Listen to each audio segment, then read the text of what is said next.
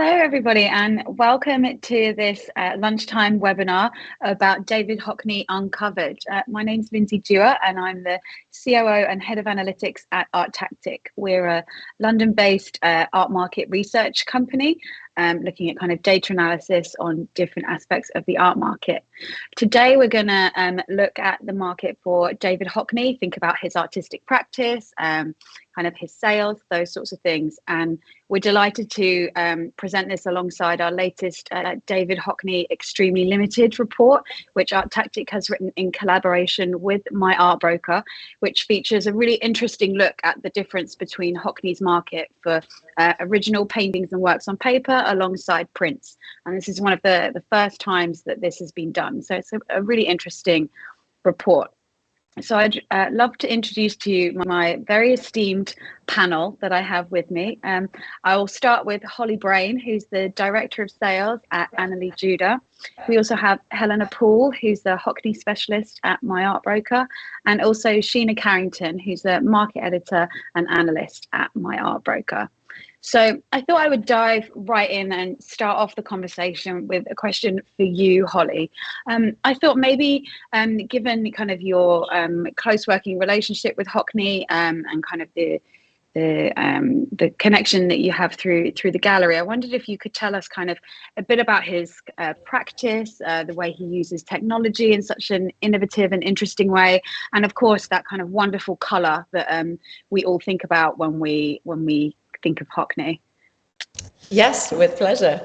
I think you're right. I think the first thing to think about when you're considering Hockney's endurance in sort of public consciousness as well as the market is his continual evolution when it comes to different media and his embracing specifically of technology. I think it's quite a human impulse to be resistant to change.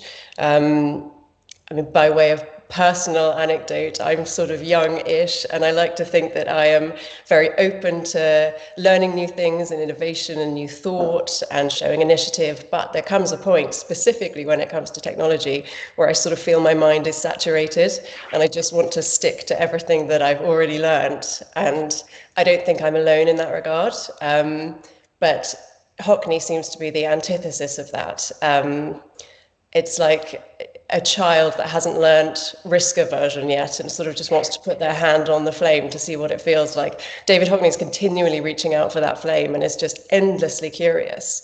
And the way that he has embraced technology, I think, is extremely rare and very special. And it's meant that he's really stayed toe-to-toe with evolving culture, and his works have continued to be relevant and reflective of our times. Yeah, and I would just, jump in there and say that, we've obviously kind of been looking more at the Hockney market, especially this year and the last few years, but actually because of that ability to evolve and embrace all of these new mediums, Hockney's actually had success from very early on in his career, and it's a career that's expanded, over 60 years.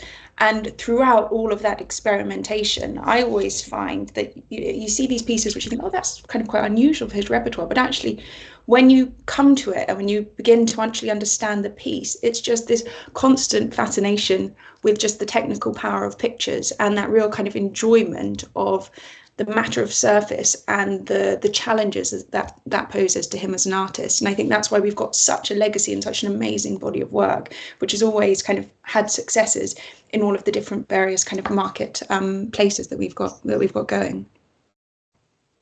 Absolutely. And kind of on that vein, Helena, I think, for decades now, Hockney's been such a kind of pervasive force within the art world, and people have been wanting to have his work on their walls for a very long time. When you are kind of, as a Hockney specialist at MyArtBroker, when you're talking with your clients, kind of what do they think of him? What to them is kind of the main influence of Hockney, and what draws them to him? I think there are kind of certain themes that resonate with kind of a great deal of not only our clients but just the general public.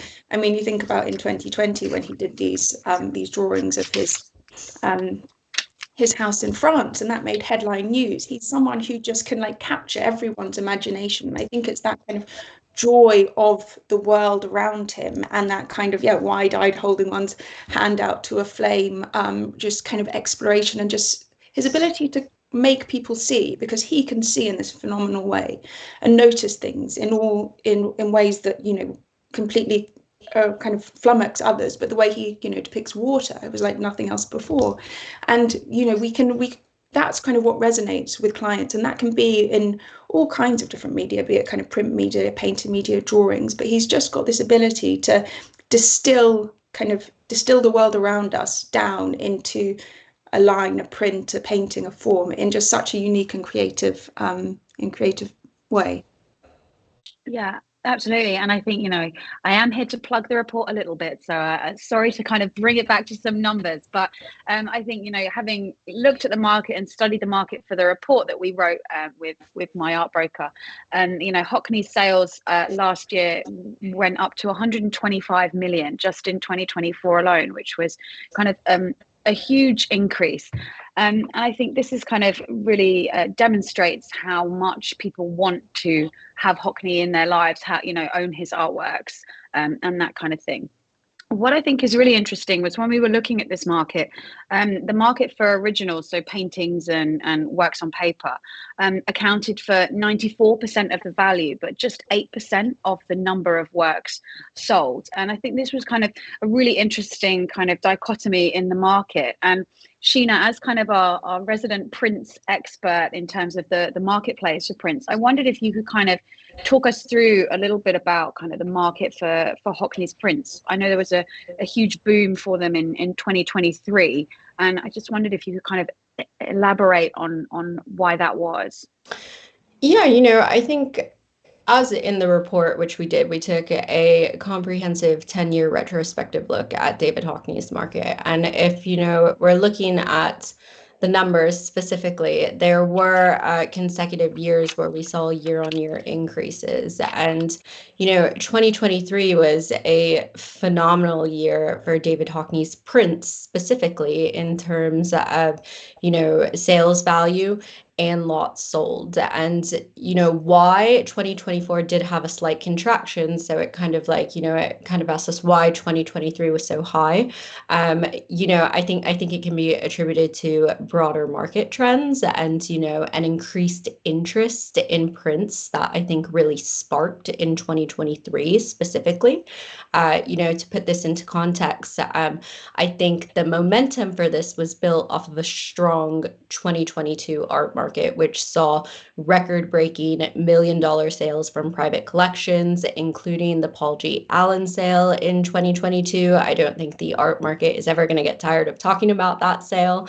But the point is that these sort of private collection sales, I think they really set the stage for a thriving print market in 2023. So while 2022 saw, a really increased surge in spending activity on high value collectibles, naturally, the next year, coupled with broader macroeconomic factors, the market naturally shifts to, I think, a more accessible segments of the market. And that is largely prints and multiples, which provide a lower entry point into owning, certain works by a blue chip artist by David Hockney. So, as this shift in interest in prints was taking place, I think this significantly contributed to the, really high sales value in prints that we saw in David Hockney's market in 2023.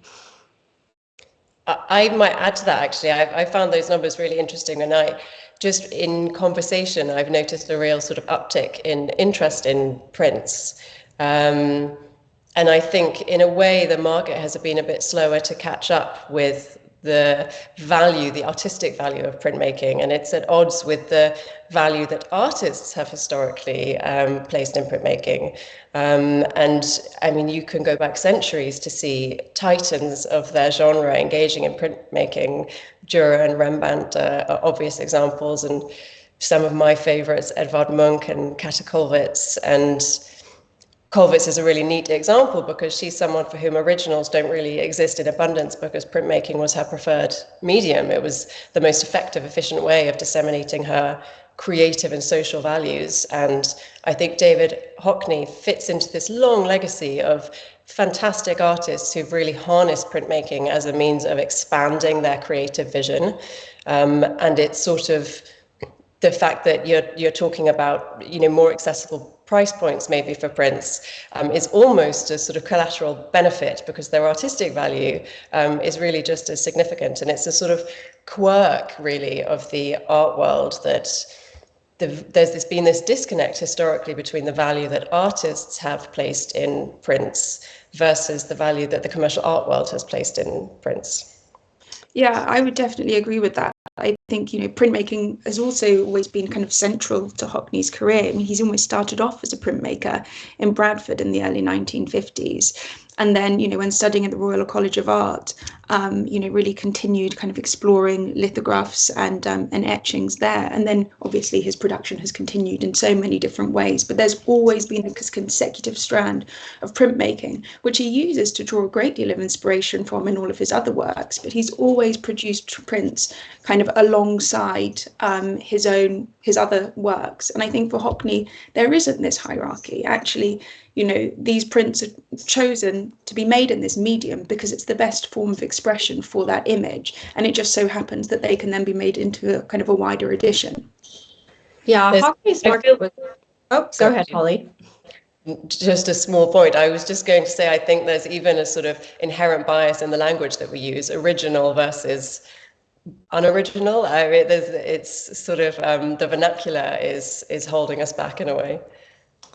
Yeah, I think so too. Like with Hockney specifically, he was a really fun artist to explore for this report, kind of juxtaposing his prints and his originals. And Helena, like you said, if we had to assign a hierarchy, if you're going to look at Hockney's broader art market, arguably you could state that he was a printmaker before a painter. And, with his works, when you're really looking at them, there is like a real, although they're editions by nature, there is a really like inherent unique quality to them. They're not replicas of his paintings. So, this is just one factor that I think, collectors are maybe starting to see about the print market, which is exciting, why it gained so much momentum in 2023 and, 2024, although, speaking broadly, there's a softening, but, this topic of accessibility, I think it really is important. And it's exciting to see that, the market is kind of shifting a little bit, and collectors are looking to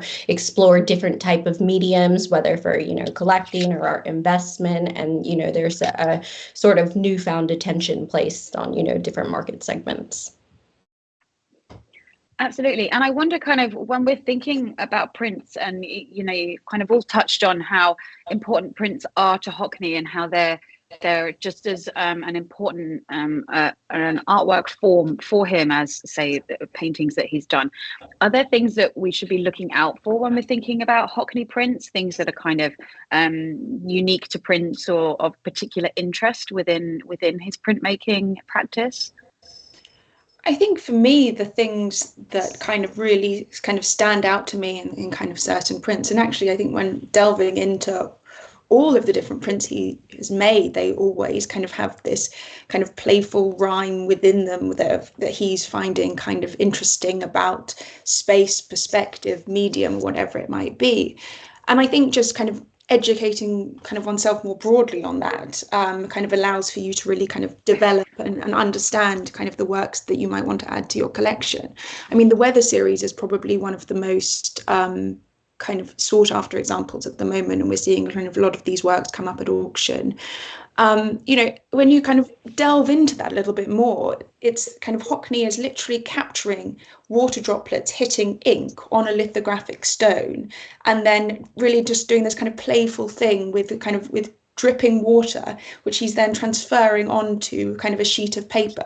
And it's literally this kind of capturing of what is a sheet of water, then onto a sheet of paper. And it's a very kind of playful and clever way of kind of looking at water. And he's obviously also drawing from kind of Japanese printing traditions and kind of imagery there too. So I think it just really depends on kind of one's taste as a collector. But if you go into any aspect of Hockney's work, within all of it, there is this kind of close, kind of highly academic kind of attention to detail and love of watching kind of the world around him.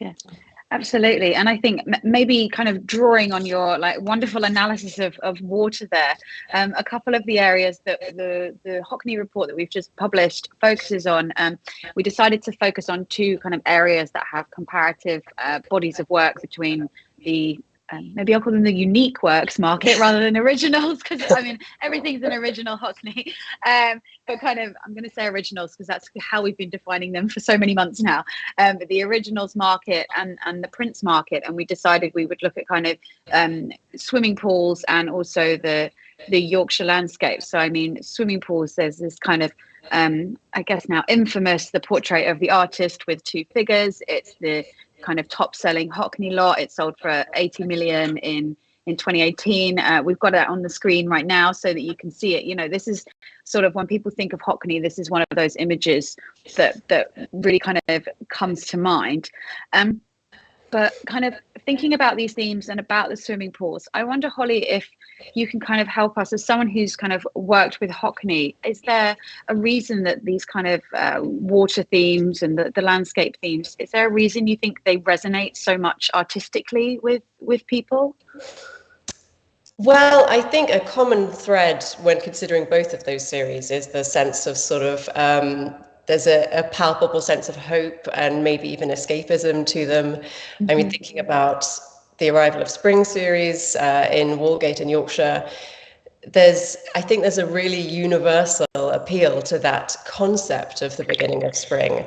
I feel we're teetering on the edge of spring at the moment in London, and when I see the buds on trees or feel one warm ray of sun, I feel my spirits lifting. I think there's a very visceral response that a lot of people can relate to.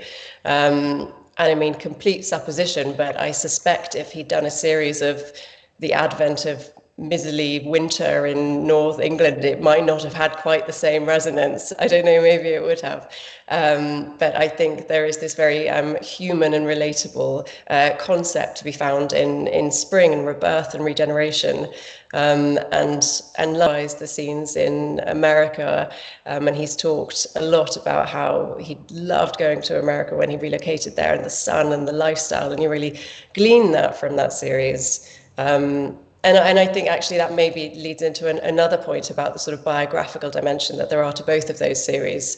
He's a proud Yorkshireman and has also talked about loving the life in LA. And I think, you know, biography can really stoke interest in an artist. You feel you're getting a bit more of an intimate insight into the artist's own personal story and values.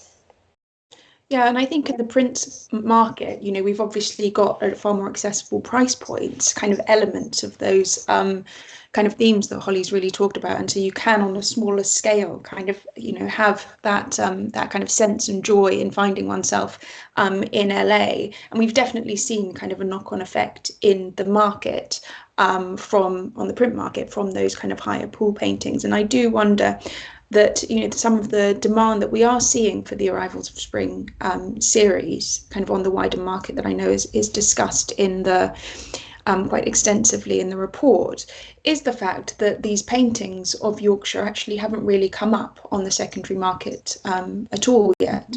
And so we've only had kind of one or two of them, and therefore these Arrival of Spring works are so sought after because A, they're pretty scarce, and B, kind of the paintings kind of still remain in those private collections. So it's a nice kind of nice accessible point for collectors who do want to kind of celebrate the arrival of spring in their own homes, through an iPad. Yeah, to just add to that scarcity and that the scarcity factor that you bring up, Helena, it's a really good point if we're going to consider it from, you know, a market perspective. You know, swimming pools, Yorkshire landscapes, these are Hockney's most recognizable themes. You see these, you immediately think Hockney. And, you know, these works, when we're considering, you know, the major auctions that happen, 4 times a year, we're coming up to some in March, you know, you can always expect that one of these works to be included in one of those auctions, whether it's a Yorkshire landscape or it's a swimming pool painting. But I think what, you know, most collectors might not realize is that despite, you know, the I don't 3-4 time appearance of these works and sales, like they are actually quite rare. Demand, aside from their inherent likability and hangability, part of the appeal is driven by the scarcity of these works. And some of these high value paintings can go on display and exhibition, but there's never a guarantee that these works will become available for public consumption, whether that be through sale or exhibition. And when we're speaking about the print market, the arrival of spring, we immediately think editions. So we could go, okay, well, they're more available, but I mean, it's a much more nuanced than that. You think of the collection, and it's made up of, Helena and Holly can definitely add to this, it's made up of at least 60 different variations of these landscapes, but the edition size of them is actually quite small.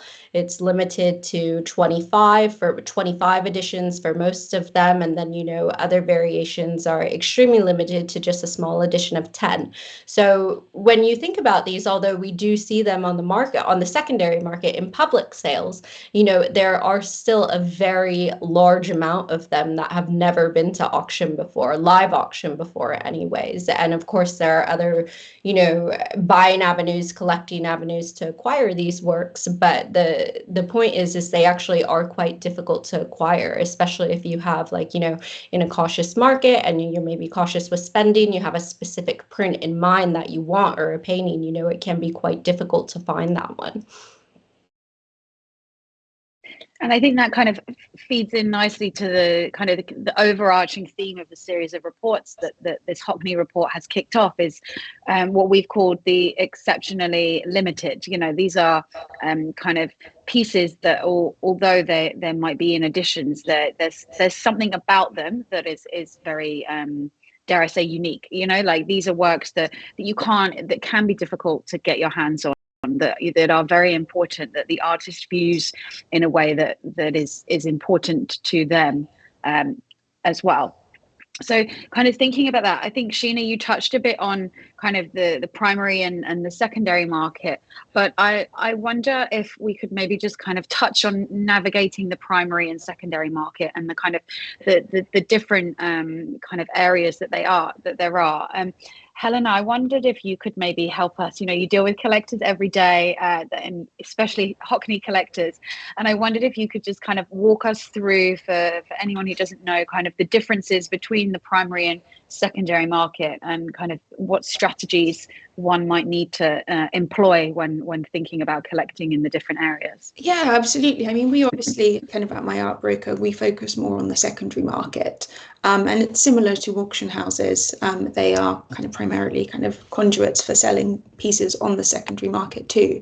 I think what you're speaking to for the primary market is more kind of Holly's scope, which is that of a gallery who represent an artist, and you can of course purchase pieces from a gallery directly, but their scope is also is quite different to kind of us on the secondary market, because they are kind of more like custodians of the artist's vision, and carry that through exhibitions, through kind of education, and so you can of course kind of buy works from a gallery, but for many people, they find, certainly for prints and multiples, the secondary market often provides a nice platform whereby they can purchase these things, often at pretty competitive price points, and so whilst we also of course are kind of speaking to clients and making sure that they kind of understand and kind of elevate these works as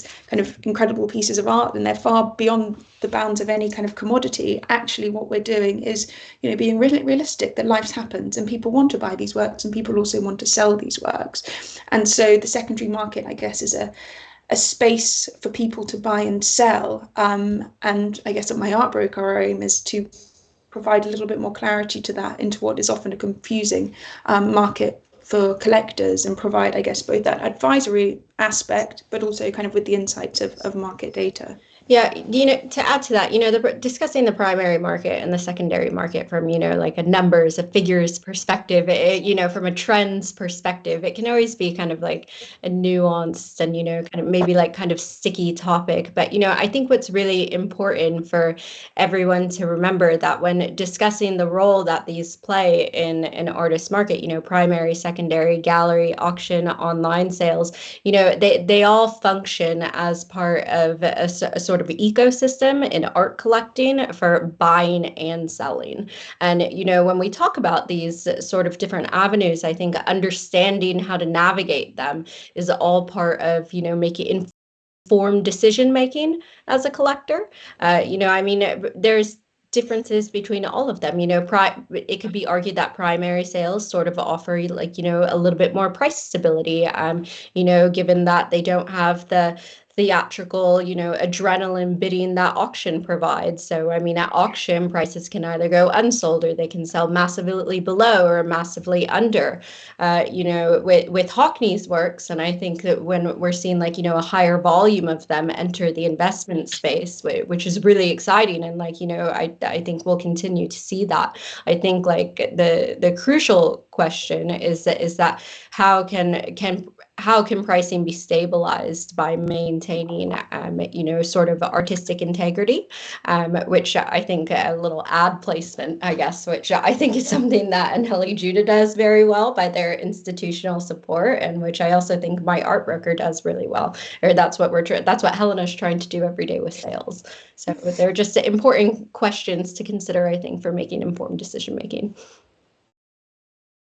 Yeah, I think both of you have encapsulated the differences really well. And I suppose as a proponent of the primary half of things, I would just build upon what Helena said, really, in terms of the kind of scope of how we approach an artist's body of work. And yes, sales is part of what we do, but it's also incredibly important to position and present an artist's body of work within a broader cultural framework. It might be presiding over or attaining information for a catalogue raisonné, or it might be helping authenticate things on the secondary market, or, as Helena mentioned, museum exhibitions. That's such an integral part of an artist's cultural impact.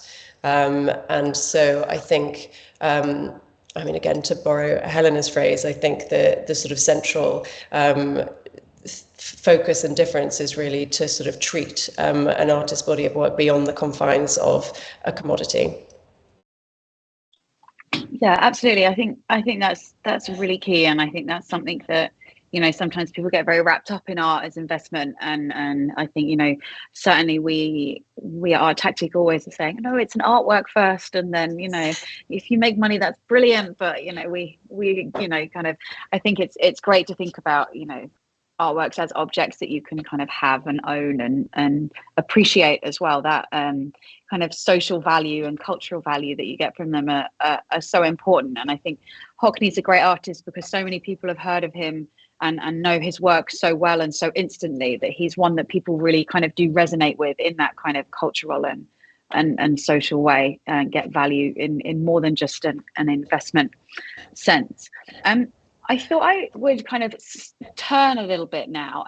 And I know, Holly, we talked a lot about Hockney and his use of technology kind of in his artwork making.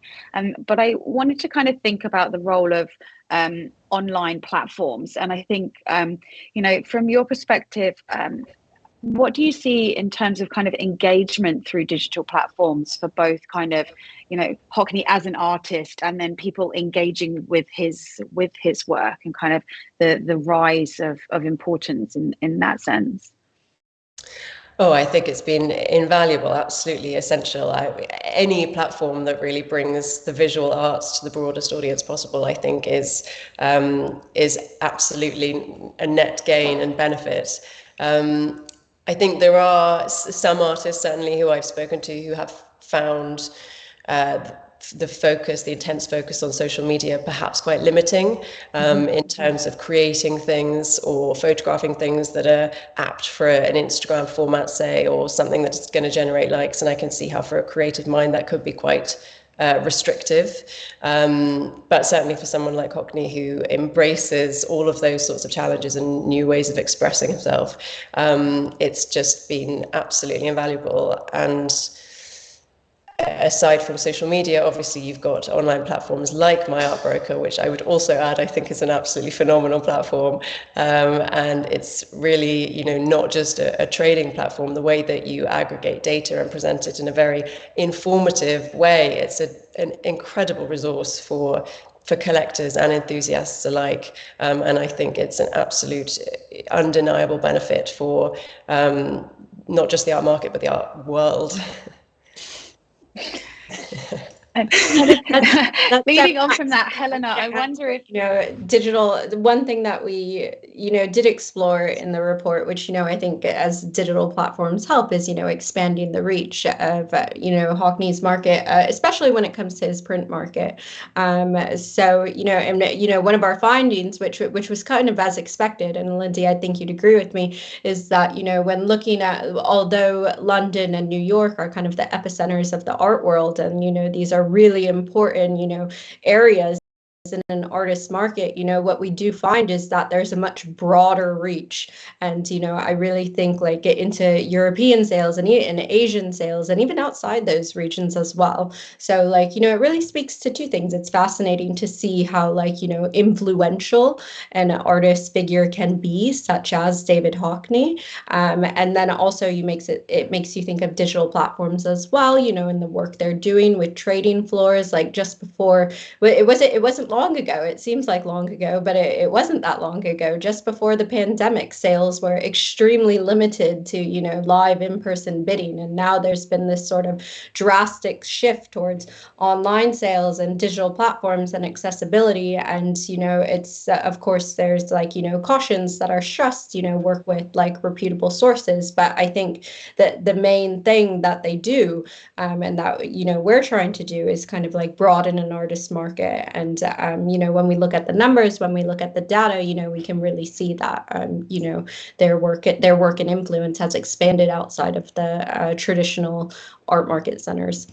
Yeah, and I think especially for prints and multiples within kind of the online space, because when you look, and like the Wildenstein Plattner Institute are putting more and more catalogue raisonnés online, and obviously kind of Hockney's catalogue raisonné will also be online. But for prints and multiples, they're often, because of the hierarchy, a little bit overlooked. So if we can kind of capture for people that kind of breadth and diversity of the print output, then I think that it's a really, a phenomenal tool that I hope, you know, all of our collectors use frequently. Yeah, absolutely. I think so too, and also bringing just a level of, you know, more transparency, which I think is something that, you know, we're seeing a lot of these days, and that a lot of platforms are starting to do. You know, the report as well, just kind of adding, you know, more insights into the market and allowing collectors to make informed decisions. Absolutely, and I think that's one of the things that data in the market can be really good for. Is you know, helping you to kind of see what's happening in the market and get a better picture of it. And I think thinking about you know, you guys have mentioned the catalogue raisonné. You kind of walked me into my next question very nicely. I wanted to kind of think about kind of what's next. You know, what is the future of Hockney's market? And I think not just his market, but also kind of, you know, what will Hockney's legacy be? There's obviously a lot of exciting things in the works with the catalogue, and then the big show in Paris coming up in a couple of months. So Holly, I guess kind of legacy and catalogue raisonné museum shows, it's probably best to direct the first part of this question to you, and then I'll ask my ArtBroker team more market related question after. Absolutely. Well, I mean, yes, there are two major milestones which are very exciting, which are upcoming. The catalogue raisonné, which is a mammoth task and is being worked on by a phenomenal team, is well underway, and the first volume is scheduled to be published online in 2026, and that's going to be an incredible, unprecedented resource. And then, as you say, there's the Louis Vuitton exhibition in Paris opening in April. And that is going to be absolutely stellar. The artist and his studio has been involved in every stage of the preparation. It's the largest retrospective he's ever had. It's going to be 400 plus works, covering the whole of his output, but with a particular focus on the last 25 years. And there are going to be pictures there that have never been seen before. So it's a really sort of watershed moment. And I know the artists in the studio are all really excited about it. So big times ahead. It's always so exciting when there's a museum show coming up with artworks that you haven't seen, that are in private collections that are finally being lent out, and you can kind of go and see these works that you haven't been able to see. It's always such like a groundbreaking moment. Not again in our lifetime. You never know when they're going to be visible again. Yeah, absolutely. And maybe kind of Sheena, I was wondering if you could kind of give us a bit of a kind of, what is your hot take on Hockney's print market? What do you think is going to happen in 2025? I always love to ask people these questions as if they have a crystal ball, but let's see. I mean, I didn't really prepare for this one either. I guess that, okay, so if we're looking at the market from a numbers perspective, and referring back to our report, there were fluctuations across the board, which were more like the overall market, paintings and prints, was down. But if you look at paintings was up. If you look at prints was down. There was fluctuations across the board, but that's not necessarily, it's nothing for any concern. It's more so just the natural market fluctuations, which are largely in line with as I mentioned before, macroeconomic factors that we saw in 2024. So go 2025, it's still very early on, but I'm looking forward to maybe seeing of course I'm looking forward to seeing swimming pool works and arrival of spring works, because as we mentioned, we love them. They're just hangable, they're likable, they're great pieces. But also, we've also talked a lot about how expansive David Hockney's market is. He didn't just explore these themes of landscapes and water. He also did portraits, he did still lifes, he did more abstract work. So I guess I have noticed just with watching the print auctions lately, I think there's more so of a trend towards more affordable works. I think I'm seeing a little bit of active bidding activity in those, including Hockney's. I'm thinking works priced like $20,000 to $30,000. So I'm really looking forward to seeing, a bigger interest in, Hockney's broader art market in 2025 that I hope will bring. And, it just plays into the volume of his work, sustaining his market and, creating excitement around it. And then, of course, as Holly mentioned, she's getting me excited just listening to her talk about it. I'm really looking forward to the catalog raisonné. That's going to be super exciting. And the LVMH show, that sounds amazing as well. And I think, when looking ahead, I guess, to Hockney's market as well, I think, conventional wisdom is always that, a major retrospective, might boost the kind of the artist's work a little bit. And kind of auction houses probably often kind of try and time sales with a major Hockney alongside to kind of piggyback on some of that marketing and kind of help kind of boost bidding for that particular work. But I just think more generally, I mean, Holly's just described this incredibly broad scope that's going to be showcased in Paris. And, hopefully when you can see all of these work, I think there are areas within the Hockney market that have been a little bit more overlooked. Certainly, I think, and it's for the wider art market more generally, but portraits have often taken a little bit of a back seat, even though I think they're some of the most kind of his most skillful articulations. And also kind of maybe some of the more abstract kind of photographic works of the 1990s have also kind of, taken a little bit more of the back seat. But I think when people can see things in this context and see this kind of great evolution of an artist throughout the course of his life, I think that will really allow people to focus in on areas and really enjoy areas that have perhaps previously been kind of sidelined for these big splashes and arrivals of spring. Yeah, to add on those different markets, I'm really looking forward to complete sets as well. Hockney's, there's a lot of emphasis in certain blue chip artist markets on complete sets. Andy Warhol is the #1 who comes to mind. But with Hockney's market, there's some really rare works of his dogs, Rake's Progress, and they're really interesting works. They're not his immediate recognizable themes, but when you look at them, they are inherently Hockney. They're rare, and I'm looking forward to seeing some more of those as well. I think we have the dogs on the screen there, and again, just like landscapes, they're just likable. You just like them. I was going to add that I personally also love his drawings, and sort of tying into what you're saying, Helena, about seeing aspects of an artist's output that are perhaps overlooked. Perhaps in the shadow of the kind of more flamboyant, technicolor, bombastic works that present so well on social media. We probably all saw the National Portrait Gallery show last year, which had been delayed because of COVID, and they added that supplementary room of the self-portraits that he'd drawn every day during lockdown. That's a great portrait. And I was so struck by them, and I've obviously seen drawings before, and I know his technical virtuosity, but seeing all of those drawings in sequence together, I was just reminded of his really, really pure classical skill, and seeing that underpins this sort of the bolder works. And to my mind, it feels like I feel like he's earned his right to experiment, because he's really got the purest stuff down. Absolutely. Well, I think given that we've just made our predictions for what's coming next, I think it might be the time now to open the floor up to questions. So I believe you can, if you have any questions, please feel free to pop them in the chat box, and then we can have a look at those questions and do our best to answer them. Obviously, we haven't prepped for your questions, which always makes answering them a little bit fun. But please do let us know. So we've got one come in that says, which other artists, perhaps printmakers, are comparable to Hockney in their kind of breadth of work and experimentation?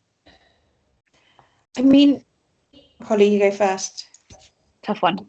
And I was just get the artist that sprung to mind immediate for me. Was Edvard Munch, who I know I've mentioned before. But you nodding along. Were you going to say that, Helena? No, actually, I've got another answer. Okay. Well, just in terms of the kind of technical facility in printmaking and drawing and painting, in that kind of the vast scope, and also in terms of sort of original thought. I feel like with someone like Munch, and also with someone like Hockney, if you see a work by them, it can only really be by them, because it's come from this wellspring of completely new creative idea. And I think that's the sort of the crux of it, and also explains how they're able to adapt and want to adapt to so many different media. And coming back a bit to sort of market value and predictions, I think, they're irrespective really of whether you like it or not, there is always going to be value, I think, in original thought. Yeah, absolutely. I mean, for me, I think looking at just the breadth and diversity of Hockney's output, probably, to my mind, I just think of Picasso, who obviously drew every single day constantly. And I think, when you look back at kind of Picasso's works, which are, dated, and you can see what he's doing kind of morning, noon and night. I mean, it's also lovely when you're looking at the arrival of spring works, and that Hockney was looking at that arrival of spring on, the 11th of January or whatever it might have been. And to me, I think that's a lovely kind of relationship that you have between those two artists. And Hockney has made no bones about the fact that he's a huge fan of Picasso. I think thinking of kind of Hockney and Picasso as two artists that I sometimes think, I sometimes feel like I know them, that wonderful self-portrait that we just had on the screen. I don't know if we can get that up again, but you really get a sense of kind of who Hockney is when you're seeing a self-portrait like that, and amongst other portraits. So the next question is, how much do you think an artist's personality is important to their profile? I'll take that one first. It's all subjective, really. But if we're considering other artists, and Helena, I don't know if this pops to your mind, but the first artist who pops to my mind is Banksy. There's such a topic around his identity or lack thereof of identity. So in his case, I think it's sort of branding, I guess. So I think the anonymity factor there is really important. With David Hockney, I think what we've kind of all touched upon a lot is that I guess the branding is important, but if you look at his works, I think there's even across different themes, there's a certain style that is inherently Hockney or inherently Picasso. So, I think it's less so about their name or their identity, but more so if they're able to capture, that universal style that I think Hockney does so well, and other artists. Yeah, I think that Banksy is a good example in sort of terms of the other end of the spectrum, really, and how the anonymity is so central to the allure of that body of work. So I certainly don't think a defined personality is essential to the success of an artist. But that being said, I do think David Hockney's personality shines through in his works. And I mean, I don't know if you've ever searched David Hockney quotes on Google, but I highly encourage it because he's a great wit. And the things that he comes out with are so amusing. And for example, with the iPad, I mean, we've talked in loftier terms about the value of technology within Hockney's body of work. But when he's been asked about it, he's sort of pithily said that it's much better than an easel because it means he doesn't have to get out of bed. And I think those sorts of things really shine through, and it's this sort of joyousness and ebullience. And I think that is actually something that adds color to his works that really does resonate with people. And I think that what you've said there about him, with the iPad, which we can see on the screen now, and not having to get out of bed, kind of links onto the next question that has popped up in the chat box, which is, Hockney has spoken about the relationship between originality and reproduction in art. How does his printmaking practice reflect or challenge traditional ideas of authenticity and the hand of the artist? I mean, it's a really interesting one, because I think that printmaking, these are original kind of prints that we deal with, and Hockney is entirely original. He's always been kind of pushing the bounds of exploring whatever medium he kind of chooses to. I think he's not Dada in the sense of really kind of challenging the hands of an artist. He is kind of creating these works which are actually inherently technical. I mean, even if he's developing his own, paint tools so that he can create these kind of complex iPad works, or, investing in new printers that contain kind of deeper and deeper shades of green, and kind of it's all a decision-making process by him at every stage with his iPad works. He's involved in every stage of production, even if it's not kind of a direct painting on a canvas in that traditional sense.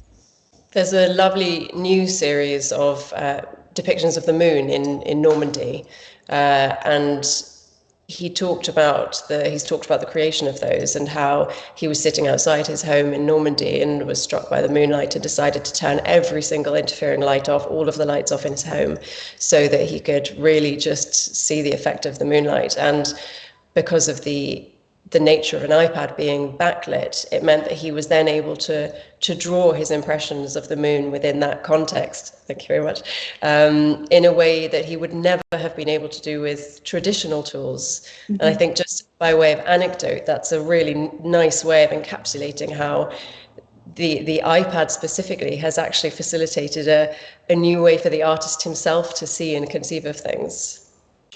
I'm gonna quote Helena right now on a discussion that we just had, but I think she makes a really good point in a previous discussion.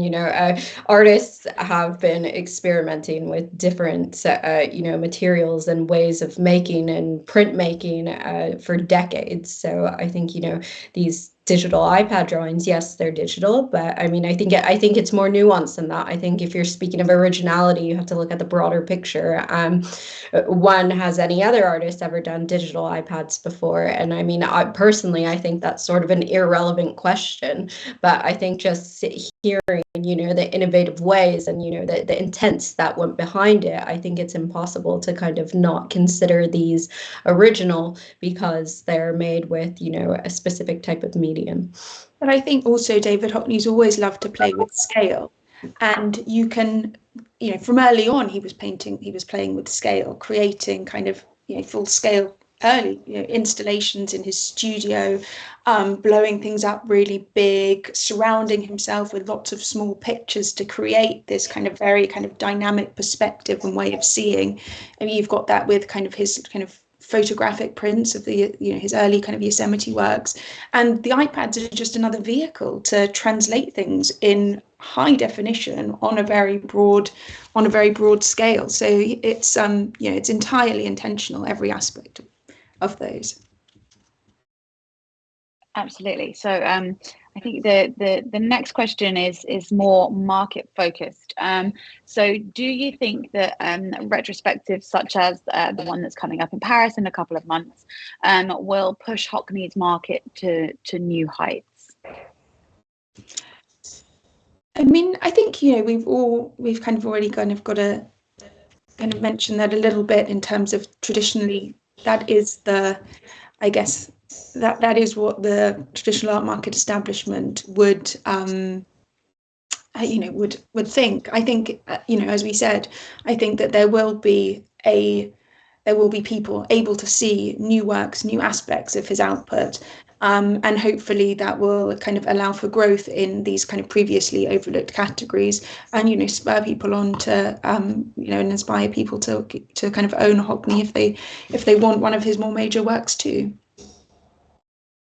Yeah, I think exhibitions and retrospectives, if for all of us in the art market, for anyone in sales, I guess it's always the hope that this will spark interest in the market.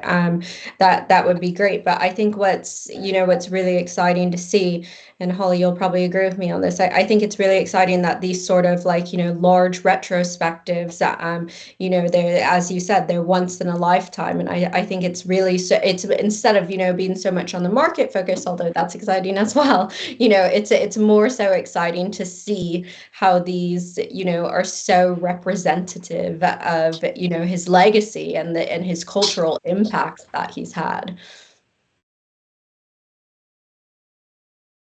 Absolutely. I think that the market wisdom is that the market will go up, but I think it's just people, often it's timing, I think, as well. People think, oh, there's a big Hockney show, so I won't sell in 24, I'll hold back to 25. And I think if people can do that, then some do and some don't. So I think it's both, and if we're looking at both sides. Bounds, if we're looking at market fluctuations, a market can rebound just as quickly or dramatically as it can, experience a softening. So again, it's all timing. I mean, this is why we watch them. But yeah, I think it's probably a little more exciting to go watch a retrospective. So.